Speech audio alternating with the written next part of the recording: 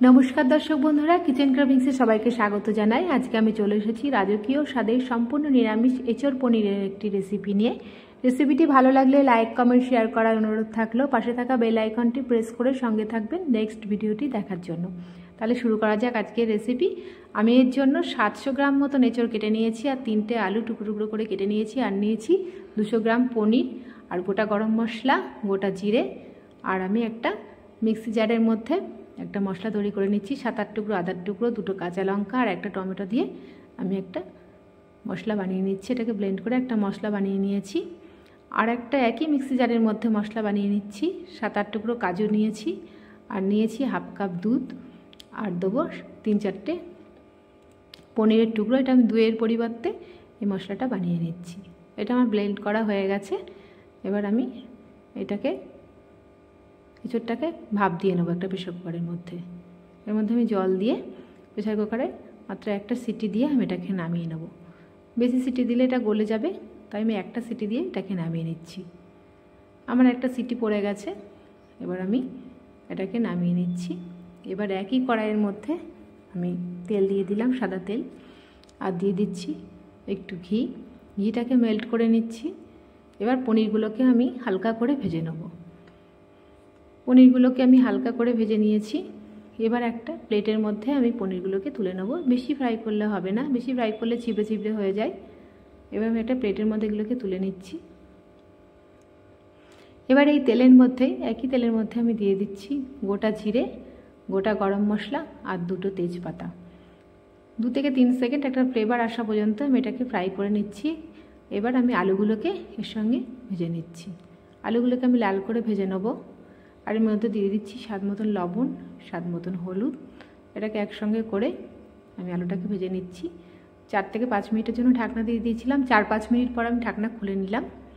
এবার আমি দিয়ে দেবো যে আদা, কাঁচা লঙ্কা আর টমেটো দিয়ে যে পেস্টটা বানিয়েছিলাম সেটা দিয়ে আমি এটাকে কষিয়ে নিচ্ছি। আর দিয়ে দেবো 1 চা চামচ জিরের গুঁড়ো, 1 চা চামচ ধনের গুঁড়ো, 1 চা চামচ লঙ্কার গুঁড়ো, আর দিয়ে দিচ্ছি 1 চা চামচ কাশ্মীরি লঙ্কার গুঁড়ো। এটা কালারের জন্য আমি দিচ্ছি। এবার দেবো, এর মধ্যেই দিয়ে দিচ্ছি, এটা কষানো হয়ে গেছে, ভাপ দিয়ে রাখা এঁচোড়গুলো। এঁচোড় আর আলুটাকে একসঙ্গে দিয়ে আমি ভালো করে কষিয়ে নিচ্ছি। ভালো করে এটা আলু আর এঁচোড়টাকে মিশিয়ে নিতে হবে মশলার সঙ্গে।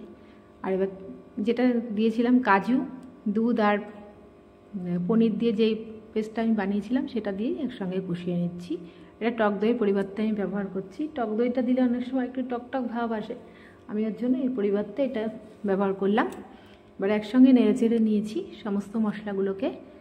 এবার আমি এটাকে দিয়ে দিচ্ছি মিষ্টি ধোয়া জল 1 কাপ মতন আমি এর মধ্যে অ্যাড করলাম। এটাকে ভালো করে নেড়েচেড়ে নিচ্ছি।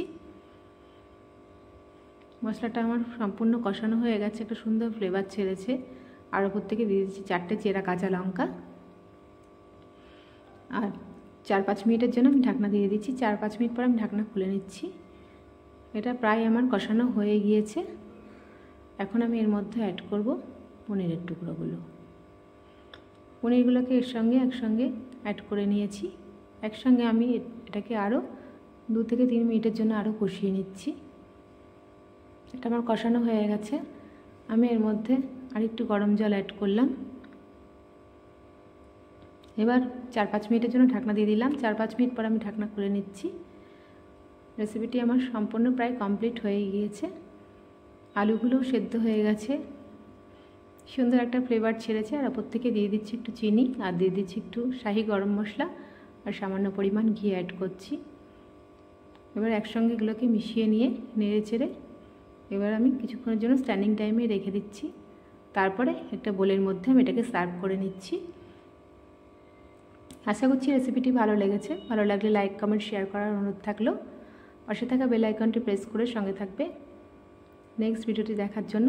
আবার চলে আসবো নতুন নতুন রেসিপি নিয়ে। আজকের মতন এইটুকুনি। ভালো থাকবে, সুস্থ থাকবে।